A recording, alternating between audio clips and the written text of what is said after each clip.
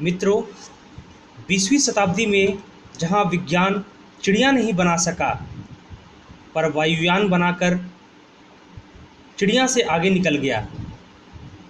नदियों को घर में नहीं ला सका, तो नलके बनाकर पानी को ले आया। मछली नहीं बना सका, पर पनडुब्बियाँ बना ली, जिसमें बैठकर मछली की भांति हम पानी में जा सकते हैं। आँख को उसने माचिस की डिब्बी के अंदर बंद कर दिया। प्रकृति के प्रत्येक तत्वों पर, बारीक से बारीक चीज़ों पर विज्ञान ने आधिपत्य प्राप्त कर लिया है।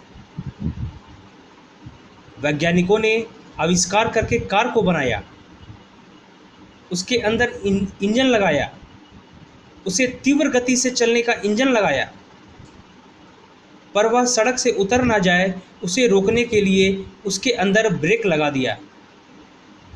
रेलें बनाई, उनको प्लेटफॉर्म पर थामने के लिए ब्रेक लगा दिए। हवाई जहाज़ भी हवाई पट्टी पर ही उतारे, उसको नियंत्रित करने के लिए उसके अंदर भी ब्रेक लगे होते हैं। परंतु आज तक मन को रोकने के लिए कोई ब्रेक का निर्माण नहीं हो सका है।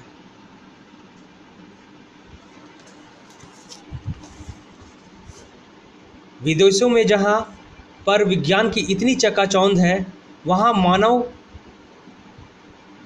इतना चंचल एवं अशांत है कि वह अपने देश को छोड़ करके, अपने वैभव और संपदा को छोड़ करके भारतवर्ष में आता है।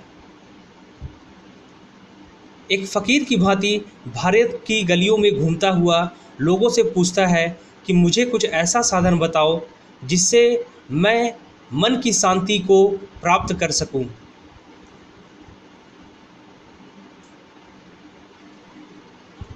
गौर से देखा जाए तो संसार में हम जितने भी कर्म करते हैं, वह दुख की प्राप्ति के लिए नहीं बल्कि सुख प्राप्ति के लिए करते हैं।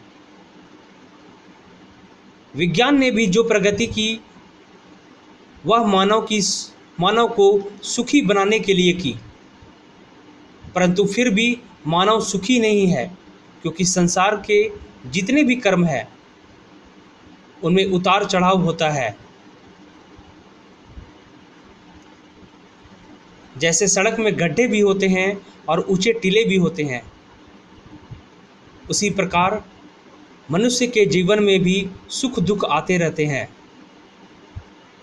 सुख के बाद दुख और दुख के बाद सुख आता है।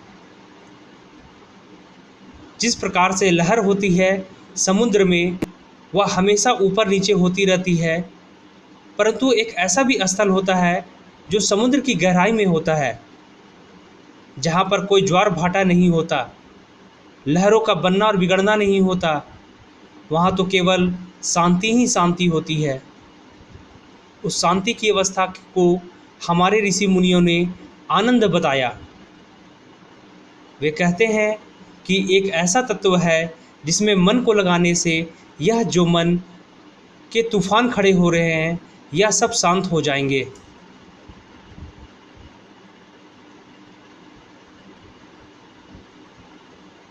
अगर आप गाय के रस्से को खूंटों से बांध दें और खूंटे को जमीन में ना गाड़ें, तो जहाँ गाय जाएगी वहीं पर भी खूंटा साथ साथ जाएगा। खूंटा गाय को नहीं रोक पाएगा। गाय को रोकने के लिए सबसे पहले आप खूंटे को जमीन में गाड़ेंगे, जिससे कि खूंटा हिले नहीं, तभी उसमें रस्सी बांधने से गाय रुकेगी। इस संसार के अंदर हर चीज़ में परिवर्तन हो रहे हैं, जिसके कारण उतार चढ़ाव आते रहते हैं। मन चंचल बना रहता है।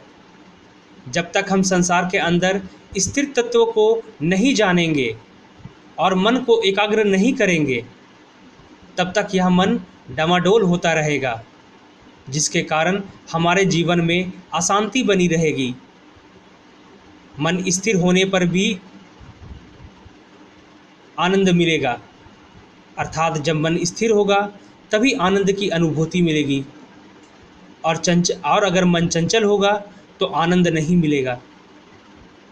स्थिर मन ही ईश्वर प्राप्ति का पहला अंग है। यह मन हमारा दोस्त भी है और दुश्मन भी है। यह मन हमारा दोस्त है जब यह स्थिर होता है, शांत होता है, और यही मन दुश्मन बन जाता है जब यह चंचल होता है।